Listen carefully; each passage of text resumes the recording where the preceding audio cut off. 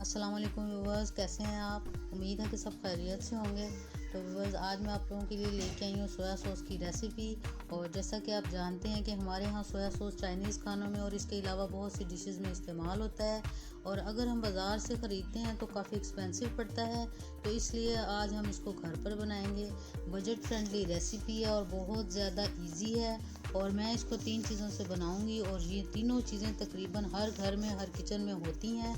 और इस रेसिपी को शुरू करने से पहले व्यूअर्स, आपसे मेरी रिक्वेस्ट है, और अगर आप मेरे चैनल पर नए हैं तो मेरे चैनल को ज़रूर सब्सक्राइब करें। और सॉस बनाने के लिए जिन इंग्रेडिएंट्स की ज़रूरत है वो आपके सामने रखे हुए हैं। सबसे पहले हाफ़ टी स्पून मैंने पिंक सॉल्ट ले लिया है, और हाफ़ प्याली मैंने चीनी की ले ली है, शुगर की, और हाफ़ प्याली मैंने वाइट विनेगर ले लिया है, और 1 गिलास मैंने पानी ले लिया है। और शुरू करते हैं अपनी रेसिपी को। बिस्मिल्लाहिर्रहमानिर्रहीम। और सबसे पहले सॉस पैन चूल्हे के ऊपर रख के मैंने उसके अंदर चीनी को डाल लिया, और हल्की आंच चूल्हे की फ्लेम ऑन कर ली है। और अब इसको आहिस्ता आहिस्ता बिल्कुल हिलाते हिलाते हम तैयार करेंगे। और आंच बिल्कुल हमने हल्की रखनी है, बिल्कुल आंच को तेज़ नहीं करना, क्योंकि अगर हम तेज़ आंच भी बनाएंगे तो ये फटाफट से जल जाएगा, काला हो जाएगा, और जिसकी वजह से हमारा जो सोया सॉस है वो कड़वा और बिल्कुल ख़राब भी हो सकता है। तो आपके सामने बस इसको हिलाते ही रहना है मुसलसल, और चम्मच को बिल्कुल रोकना नहीं है। और ये अच्छा सा 2-3 दफ़ा कलर चेंज करता करता डार्किश ब्राउन की तरफ चला जाएगा, तो फिर हम इसमें अगला प्रोसेस स्टार्ट करेंगे। तो अभी आपके सामने बिल्कुल चम्मच को मुसलसल मैं भी चला रही हूँ, और अगर आप बनाएंगे तो आप भी चलाते रहिए इसको। और बिल्कुल इसी स्टेज पे अगर चम्मच रुके और ये नीचे से थोड़ी सी भी चीनी जल जाए तो बिल्कुल ख़राब हो सकता है सोया सॉस हमारा। और आपके सामने देखें कितना अच्छा सा कलर चेंज कर लिया है शुगर ने हमारा। और इसी तरह ये लाइट ब्राउन, फिर डार्क ब्राउन, और फिर ये बिल्कुल तैयार हो जाएगी। अभी ये दूसरी स्टेज पर आ गई है चीनी। मुसलसल चम्मच मैं आपके सामने चला रही हूँ, चम्मच को बिल्कुल रोकना नहीं है।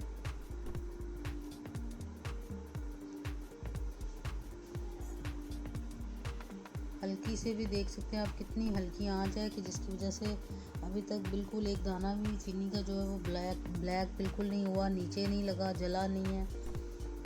और अब ये फटाफट से कैरेमल में चेंज हो रहा है, और इसका डार्क ब्राउन कैरेमल बस तैयार करना है हमने। और ये देखें लाइट ब्राउन हो गया है, और बस फटाफट से इसने डार्क ब्राउन की तरफ चले जाना है हिलाते हिलाते। और बहुत मज़ेदार सी ये रेसिपी है। अगर इसी कैरेमल के साथ हम कैंडीज़ बनाएं तो हम घर पर बहुत अच्छी सी बच्चों के लिए कैंडीज़ बना सकते हैं। तो इसकी रेसिपी मैं आपके साथ फिर अगली रेसिपी के साथ शेयर करूँगी। और अब इसको बनाते बनाते बस डार्क कर लेंगे हम,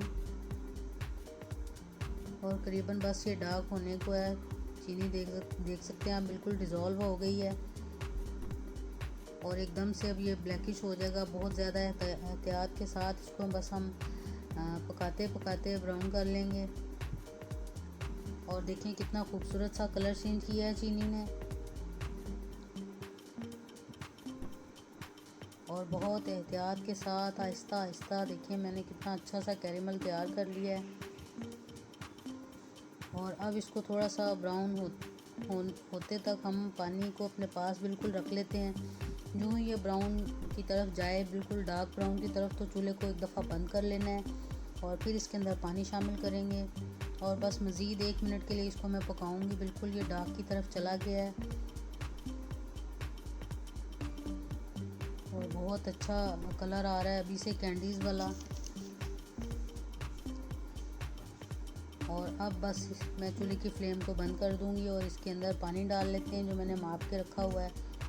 और जब हम पानी डालेंगे तो चीनी बिल्कुल चिपक जाएगी पैंदे में, और इस चिपकी हुई चीनी की वजह से बिल्कुल परेशान नहीं होना आपने।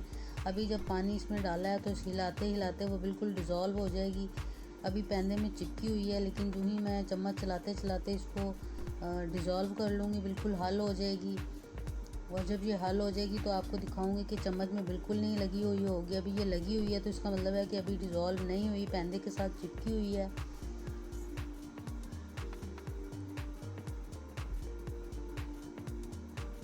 और देख सकते हैं आप कि अभी भी थोड़ा सा चम्मच में उसका कैरेमल लगा हुआ है। इसका मतलब है कि चीनी अभी पैंदे में चिपकी हुई है, इसको अच्छी तरह से डिज़ोल्व करना है, और जो ही डिज़ोल्व हो जाए तो चूल्हे की आंच बिल्कुल और ज़्यादा कम कर देनी है हमने।